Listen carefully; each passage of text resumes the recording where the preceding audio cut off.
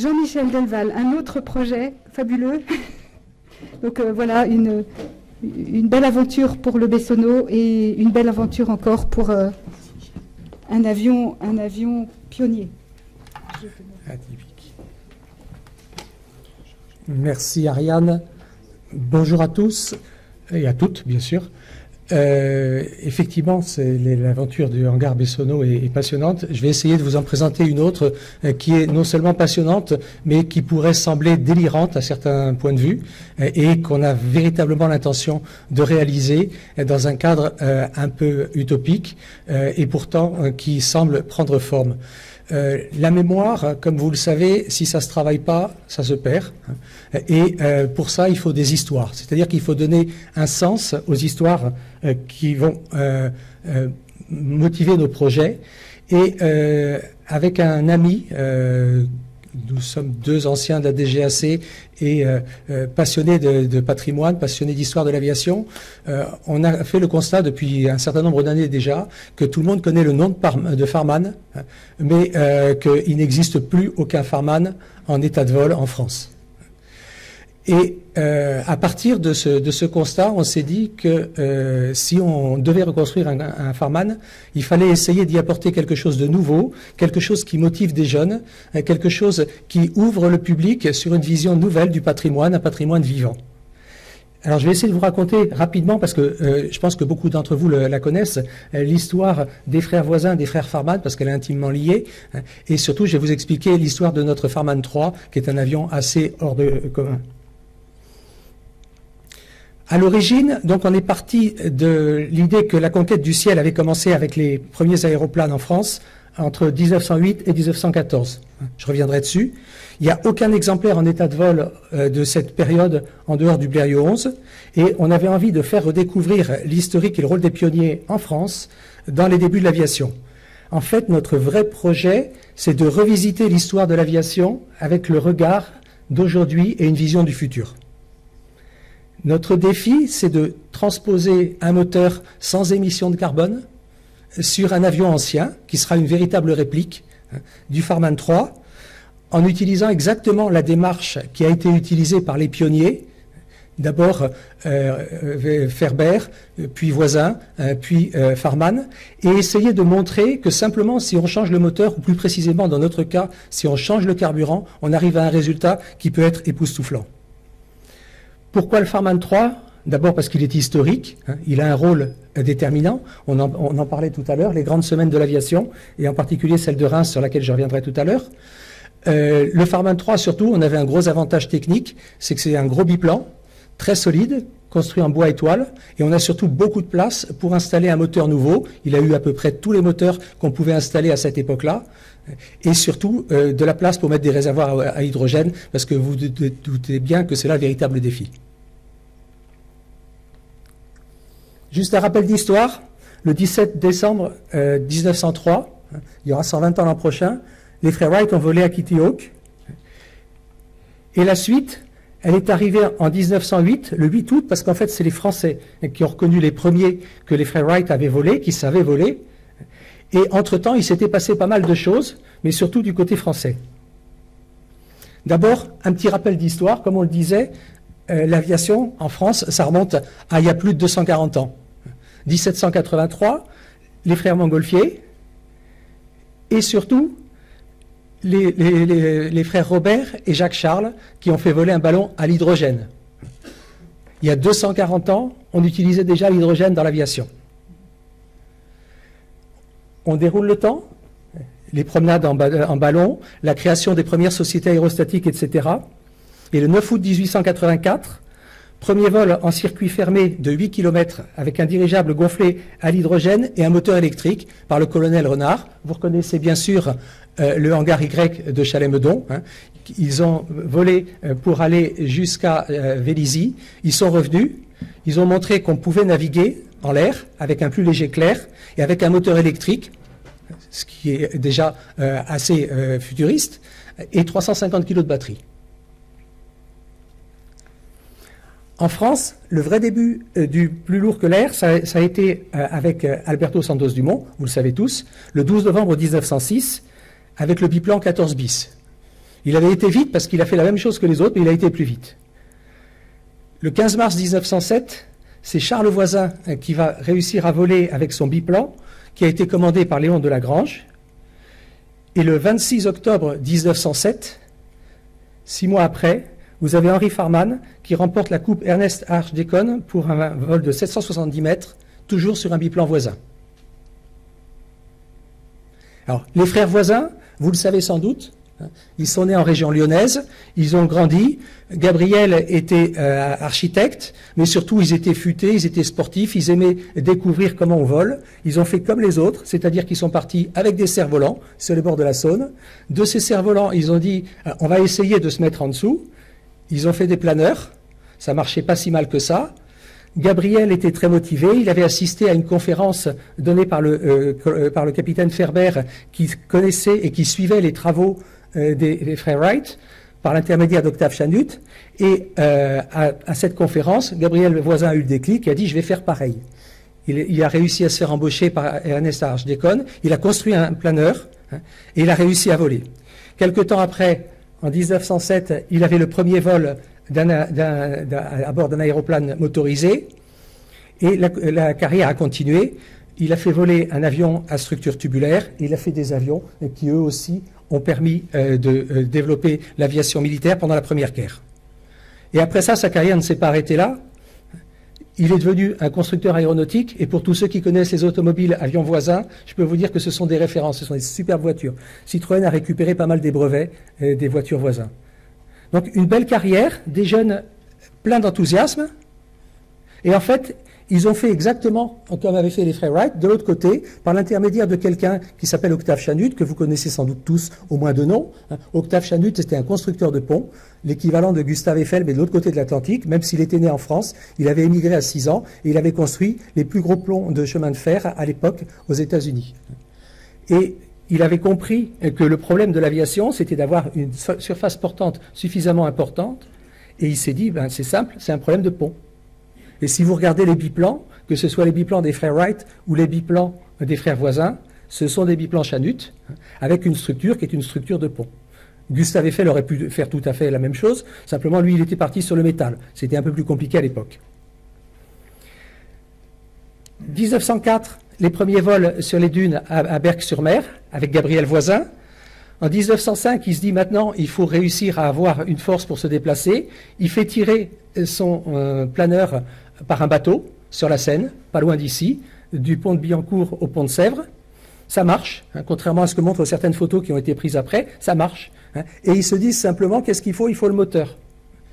Il mesure même la puissance du moteur. Il dit, il nous faut un moteur de 50 chevaux, 90 kg. Il se renseigne.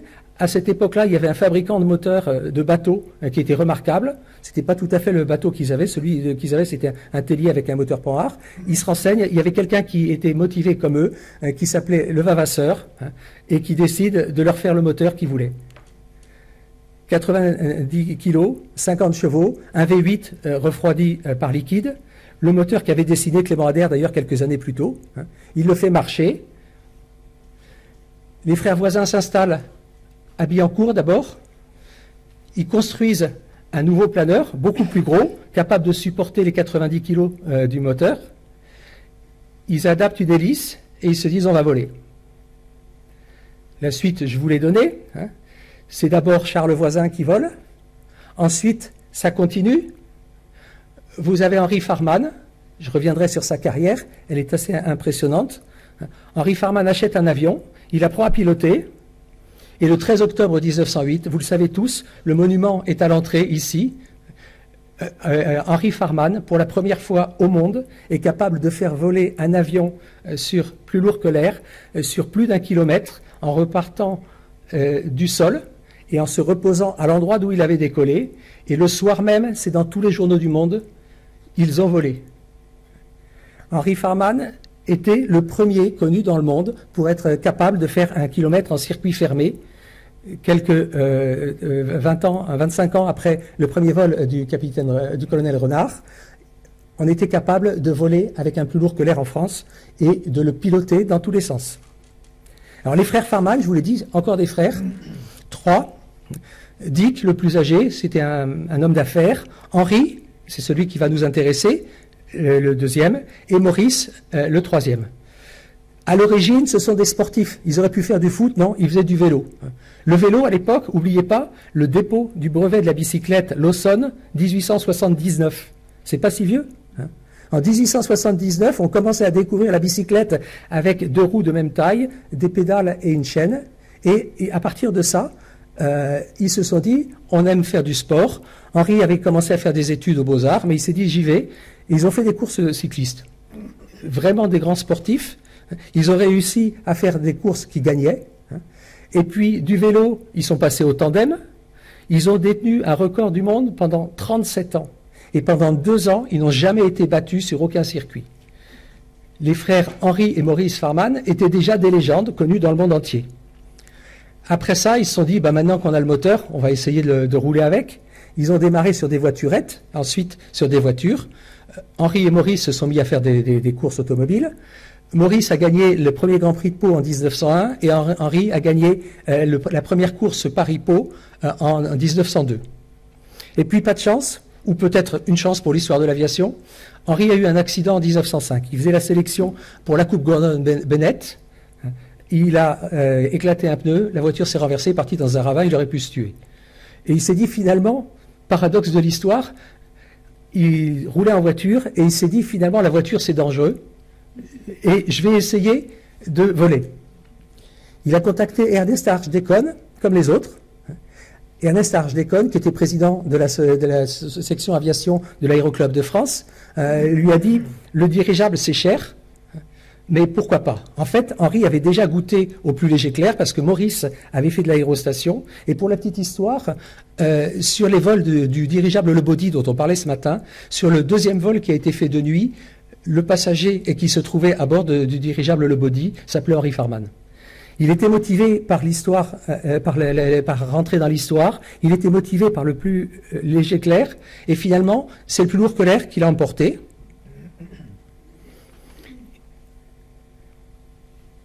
Et le 1er juin 1907, après avoir constaté que les frères voisins étaient capables de faire voler leur avion, il passe commande d'un avion. Il était devenu vendeur de voitures, parce qu'il se disait que c'était trop dangereux de faire des courses. Et il passe commande d'un biplan voisin pour 12 000 francs or, plus 18 000 francs or pour le moteur Antoinette V8. Il en prend livraison le 20 août 1907, et le 26 octobre, il a déjà un record de vitesse, un record mondial de vitesse à son actif. Le 13 janvier, je vous l'ai déjà dit, le premier vol d'1 kilomètre en circuit fermé, juste à côté d'ici. Et puis, Delagrange et Farman avaient chacun leur voisin, et ils décident de se lancer dans la promotion des avions. Donc, ils partent. Le premier, c'est Delagrange, qui part en Italie, avec la baronne de la Roche, avec Thérèse Pelletier. Et de l'autre côté, Henri Farman part sur la Belgique, il fait des tournées de démonstration à Gand, à Bruxelles, etc. C'était les premiers vols qu'on voyait là-bas. Et comme il était de nationalité britannique encore à cette époque-là, il était né en France, mais ses parents étaient britanniques, il avait des accointances et les Américains l'avaient repéré et l'invitent, et il part pour une première tournée du 1er au 15 août aux États-Unis, à New York. À cette époque-là, je vous le rappelle, en France, les frères Farman, on avait encore des doutes sur le fait qu'ils volaient. Le premier vol du Mans, c'est le 8 août. Henri Farman était déjà invité à l'époque comme un héros. Il a été célébré officiellement. La campagne ne s'est pas très bien déroulée pour des questions financières, des questions météo. Toujours est-il qu'il a continué et il est rentré en France. Mais entre-temps, il avait rencontré le premier Américain qui officiellement a été reconnu comme ayant volé, Glenn Curtis. Encore une fois, ce n'est pas les frères Wright qui ont été reconnus par les Américains en premier. Glenn Curtis, le 4 juillet, avait réussi à voler avec un avion de structure biplan Chanut, toujours, avec une association qui s'appelait l'Association of Experimental Aviation, qui avait été fondée par Alexander Graham Bell, qui était passionné par l'aviation, et ils avaient décidé, avec l'un des ingénieurs d'Octave Chanut, ils avaient décidé de construire des premiers avions. Le 4 juillet 1908, aux États-Unis, les Américains délivraient la première coupe américaine pour Glenn Curtis, qui venait de faire 1 kilomètre en ligne droite. Pourtant, son avion avait un dispositif qui leur aura valu des problèmes avec les frères Wright.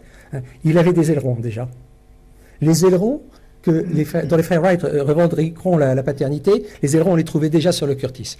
Ils avaient été développés, il y avait pas mal de brevets. Toujours est-il que Henry Farman, qui était un sportif, un battant, dit « mais j'ai trouvé le truc ». En plus, il était cycliste, il sait bien qu'à vélo, pour tourner, il faut se pencher. Donc il s'est dit « il faut contrôler l'avion en roulis ». Et il est revenu en France et il a dit « maintenant, j'arrête tout, je vais changer mon avion ». Il se met dans un coin tranquille. Il part du côté de Reims, précisément sur un camp qui se trouve à côté de Châlons en Champagne, et il commence à modifier son avion. Il apporte des modifications significatives. Il les propose à Voisin, mais Voisin décide de vendre l'avion sur lequel il travaillait à un Anglais. Farman dit qu'à cela ne tienne, je fais mon avion, on change tout, j'arrête. Entre-temps, il avait quand même réussi à faire le premier voyage aérien de Bouy à Reims, avec son avion, 27 km. Et imaginez-vous ce que c'était à cette époque-là. Vous voyez la hauteur de l'avion au-dessus de la charrette à cheval. Il volait tout le temps en effet de sol, et il était obligé de prendre de la vitesse pour passer au-dessus des clochers. C'était vraiment un véritable défi. Jusqu'à présent, tout le monde volait au-dessus d'un terrain, et quand il y avait une panne, on se posait en bas. Lui, il est parti sur la route, et il a dit, voilà, l'avenir de l'aviation, c'est le voyage. Le 31 décembre, les frères Wright, qui étaient toujours en France, avaient pris leur revanche.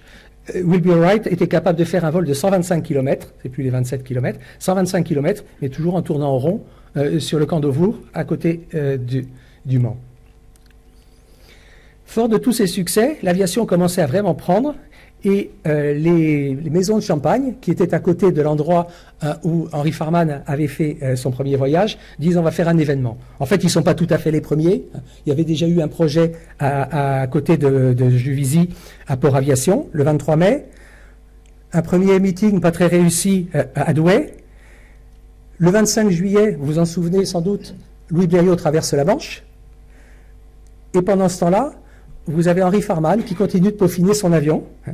Et du 22 au 29 août, on réussit à faire le premier meeting aérien international dans le monde qui réunit des pilotes de différentes nationalités et qui permet surtout de confirmer la supériorité d'Henry Farman grâce à son Farman 3. Alors, juste quelques chiffres par rapport à la grande semaine de l'aviation. Du 22 au 29 août, 25 aéroplanes, 38 pilotes, 500 000 visiteurs.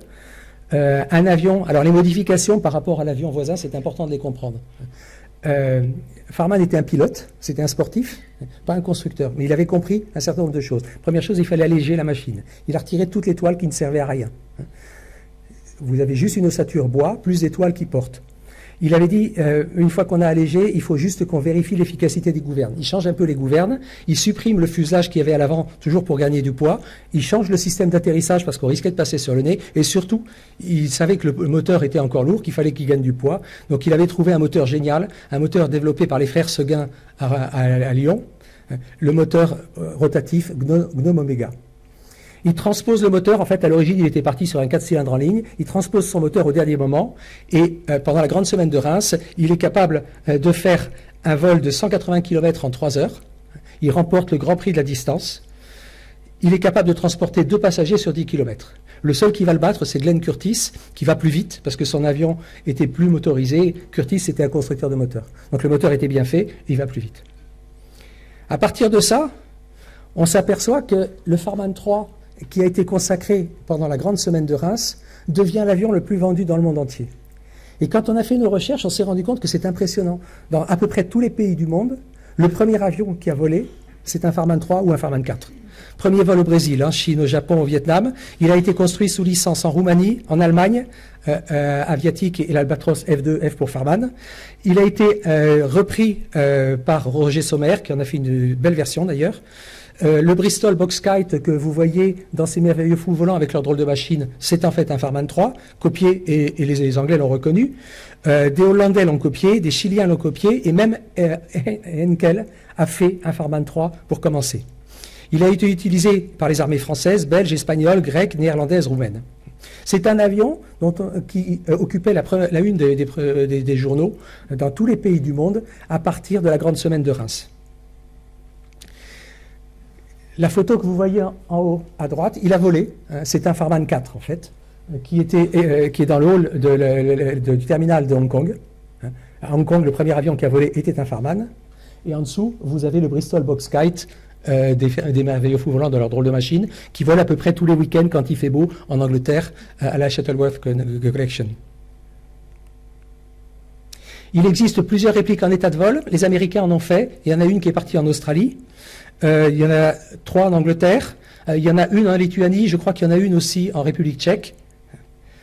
Donc c'est vraiment un avion qui est mythique et on s'est dit on va le reconstruire. Alors pour le reconstruire, on est parti sur l'idée que c'était l'avion de la grande semaine de l'aviation de la Champagne. Mais comme je vous l'ai dit, on veut faire un pont vers le futur. Donc on va faire une transition énergétique éco-responsable. Notre objectif, c'est d'avoir un avion qui puisse être présenté en vol lors de manifestations, comme il le faisait à l'époque. Il démontait les ailes, il mettait tout dans des caisses, et ça partait par bateau, ça partait par la route. Par contre, la particularité, comme je vous l'ai dit, on veut un moteur propre.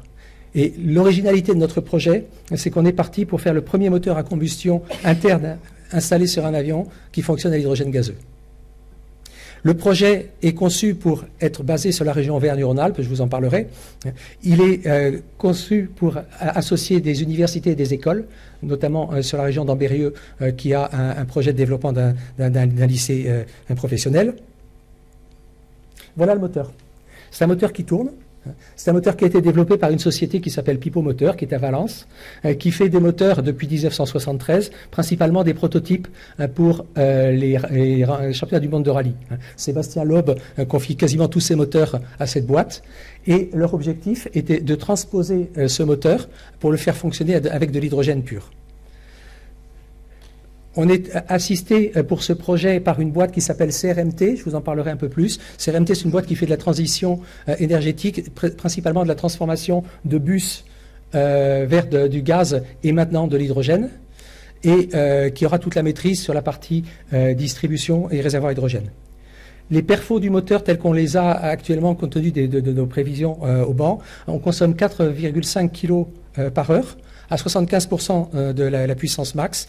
Et la puissance max est donnée pour 80 kW à 2700 tours. On est obligé de tourner un peu plus vite. On ralentit parce qu'on veut être pauvre en émissions de NOx, parce que bien évidemment, un moteur thermique, on émettra un peu d'oxyde d'azote, mais je vous rassure, on est bien en dessous de tout ce qui se fait sur les meilleurs moteurs diesel aujourd'hui. Voilà, donc la société Pipo Moteur, 49 ans d'expertise dans le développement des moteurs. C'est une boîte qui a des bancs d'essai hautement qualifiés, je les connais bien, je travaille avec eux, et qui ont plusieurs titres mondiaux, 13 championnats FIA et plusieurs titres nationaux et européens. CRMT, donc la boîte qui assurera la logistique sur la partie distribution, stockage, approvisionnement, parce qu'il va falloir le produire, l'hydrogène, donc est basée à Dardilly, et en fait elle a été créée par des anciens de l'école centrale de Lyon. Alors en fait, vous pourrez vous poser la question, effectivement, est-ce que ça a du sens de reprendre l'histoire pour la réécrire? D'abord, nous, on est parti du fait que la période d'aujourd'hui, c'est une période de changement. C'est une période qui, à bien des égards, pour les passionnés du patrimoine que vous êtes, vous rappellera ce qu'on a connu à l'époque de la belle époque. On doit changer, on doit trouver des moteurs, on doit réapprendre à se déplacer, et surtout, ce sont des périodes qui sont très créatives. Aujourd'hui, on voit plein de projets de drones et beaucoup de gens qui étaient dans l'aviation d'hier se demandent ce qu'ils feront demain. Tous les sports aériens, tous les sports mécaniques ont toujours commencé comme des sports ou des activités de loisirs. Donc effectivement, notre projet s'inscrit parfaitement dans cette démarche. Et une fois que ce sera parti, il est clair que la technologie hydrogène maîtrisée sur un avion devrait ouvrir des portes. Alors, je rentre pas dans tous les détails. Ça peut être de l'hybride, ça peut être du thermique pur, et surtout, on va apprendre à gérer le système des réservoirs sur un gros avion, parce que, comme je vous l'ai dit, on a l'avantage d'avoir un avion qui a 2 mètres entre les haubans. C'était le gros avantage. Le voisin faisait 1,50 m entre les haubans. Là, on a 2 mètres. On a à peu près 2 mètres entre les 2 haubans et 2 mètres de profondeur. On a un cube de 2 mètres d'arête sur lequel on va devoir installer un moteur qui a à peu près les mêmes dimensions que les moteurs anciens, plus les réservoirs. On a besoin de mécénat, on aura besoin de trouver du patrimoine. Voilà. L'objectif, donc, encore une fois, c'est de faire revivre l'histoire de l'aviation avec une démarche nouvelle Comme je vous l'ai dit, le site d'Ambérieux, vous le savez bien sûr, c'est l'endroit où Antoine de Saint-Exupéry a pris son baptême de l'air sur un avion dont personne ne se souvient plus, le W2, Berthold Wroblewski. Des beaux avions, malheureusement, ils se sont tués, les frères Wroblewski. Et Antoine de Saint-Exupéry, à 12 ans, a décidé de prendre son avion, sans aucune autorisation d'ailleurs. On fera une conception fidèle de l'avion de l'époque, le Farman 3 1903, et on va partir d'une cellule bois-étoile, d'un circuit court, prise en compte du cycle de vie. C'est un projet étudiant. Moteur sans émission de carbone, et notre objectif, notre défi, c'est de produire l'hydrogène localement par électrolyse.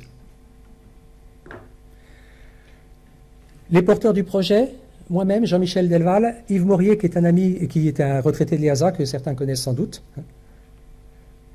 Pipo Moteur et CRMT qui sont très engagés dans ce projet. On était il y a 15 jours au salon Revolution à la porte de la Villette, où beaucoup de gens sont venus s'intéresser, ont vu le moteur et ont dit on aurait dû y penser plus tôt. Pour ceux qui s'intéressent au moteur automobile, vous savez sans doute que Toyota a annoncé, Toyota, pourtant le leader de l'hybride, a annoncé qu'il repassait au thermique hydrogène et ils feront courir une Toyota Yaris avec un moteur hydrogène à partir de l'an prochain. Ford vient de déposer des brevets sur l'hydrogène. General Motors vient de déposer des brevets sur l'hydrogène. Renault vient d'annoncer que sur le poids lourd, il teste l'hydrogène. Tout ça en thermique, ce qui pose beaucoup moins de problèmes qu'avec une pile à combustible et ce qui permet surtout d'assurer une transition sans changer tous les composants. On travaille avec la fédération RSA, ça semblait logique, et on travaille en même temps avec l'Experimental Aircraft Association aux États-Unis, qui est très intéressé par notre projet, aussi bien dans la catégorie innovation que vintage aircraft. La région Auvergne-Rhône-Alpes qui a déjà confirmé son soutien sur le projet dans la catégorie formation, et on est intégré dans le cluster CARA, donc CARA Mobilité. Alors ça semble surprenant, c'est mobilité automobile à l'origine, mais ils ont été tellement séduits par notre démarche qu'ils ont dit on va vous aider. Le cluster Aerospace aura. Et on a déjà eu des marques d'intérêt. J'étais à Friedrichshafen il y a quelques semaines. J'ai eu l'occasion de rencontrer le directeur de Rolls-Royce Electrical, donc l'ancien Siemens, qui s'appelle Olaf Otto, Otto O2TO, parce que c'est bien un héritier de... Et on était parti pour discuter 5 minutes. 1 heure après, on y était encore. J'ai dit, vous avez peut-être quelque chose d'autre à faire. Il dit, non, il faut absolument qu'on se reparle. Donc effectivement, le projet commence à prendre du sens. On a un groupe aviation d'affaires qui est basé à Anvers avec des diamantaires qui sont eux aussi intéressés. Il faut savoir que le baron de Caters avait acheté un voisin, que Hélène Dutrieux, la première pilote à avoir remporté la Coupe Femina, a volé sur un Farman et était belge, etc. Même LVMH, c'est logique, Moitensi a manifesté un certain intérêt sur le projet.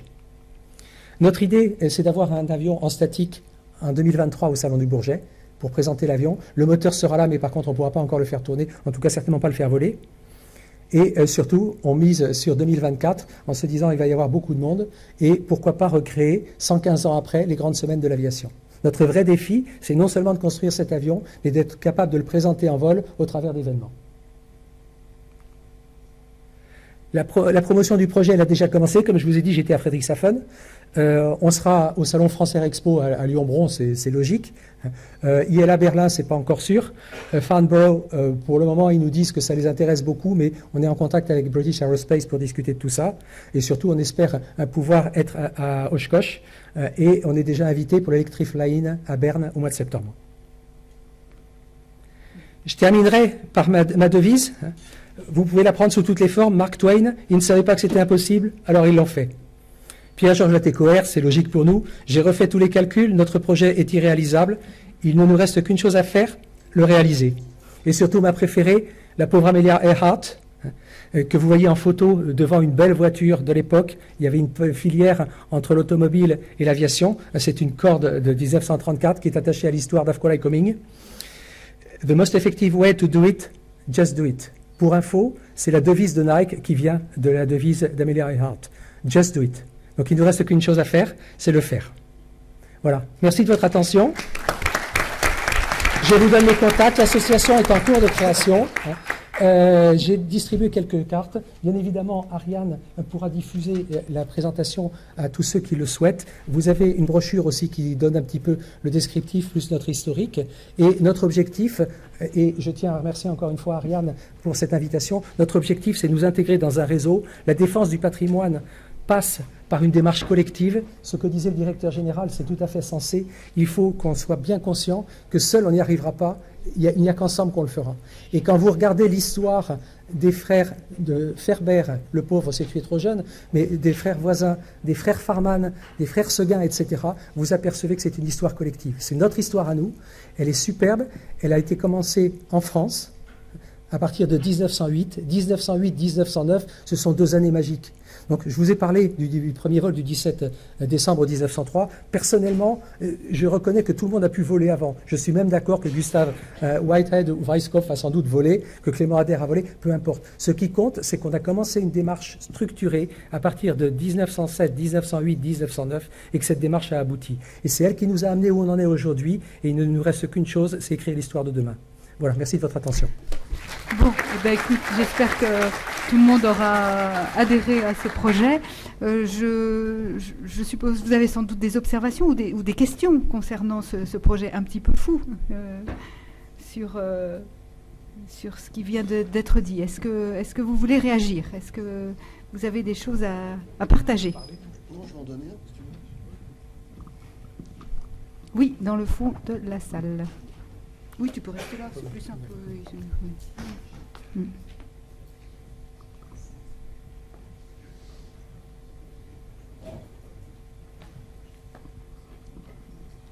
Bonjour, Philippe Desrivaux, des LRCiennes. Votre projet est super, mais ça existait déjà. Pourquoi on ne l'a pas développé avant? Pardon, pourquoi on ne l'a pas développé avant? Bah oui, puisque ça existait déjà. Vous voulez dire le Farman avec le moteur hydrogène? Le moteur hydrogène. Ah non, le moteur hydrogène, il est en cours de développement. Il tourne, hein, mais il n'est pas encore installé sur voiture en compétition. Il y a déjà eu des moteurs hydrogène. Ouais. Non, c'est le moteur qui tourne. Ils sont partis. Ce sont des fabricants de prototypes de moteurs, hein, et ils ont transposé un moteur pour adapter la technologie hydrogène, qui pose, vous en doutez, bien d'autres défis. Hein, problème d'étanchéité, de corrosion, problème d'allumage prématuré. Enfin, le moteur est différent. Hein, je vous rentrerai pas dans les détails, mais le moteur est différent. Donc il y a une mise au point. La mise au point sera faite sur route. C'est pour ça que je vous ai dit qu'en 2023, c'est hors de question qu'on le fasse tourner devant du public. C'est une technologie qui est révolutionnaire. Toyota développe, ils ont leur moteur 3 cylindres sur la Yaris sera transformé sur un moteur hydrogène et l'an prochain, ils s'engagent avec la Toyota Yaris. C'est quand même un signe. Toyota, qui était le leader de l'hybride, qui était le leader de la voiture, la voiture hydrogène avec la pile à combustible, dit, nous, on veut tester le moteur thermique hydrogène parce que c'est pas idiot. Le seul moyen de savoir, c'est de comparer. Je vous avoue que si on a les finances pour faire voler un Farman 3 avec une pile à combustible, je suis fanat. Mais pour le moment, ce sera pas mal. Oui. Merci. Oui. Non, ce sera un proto tout à fait différent. Le moteur hydrogène. Alors en fait, le moteur hydrogène est en cours de développement avec Kawasaki. Kawasaki lance un moteur V8 hydrogène aussi. Et donc effectivement. Effectivement, le moteur, cette voiture sera particulière. Alors, je ne vous cacherai pas qu'il existe d'autres projets de moteurs thermiques. Il y en avait 3 au salon Revolution. Le nôtre est a priori le plus avancé. Oui. Attends le micro, s'il te plaît.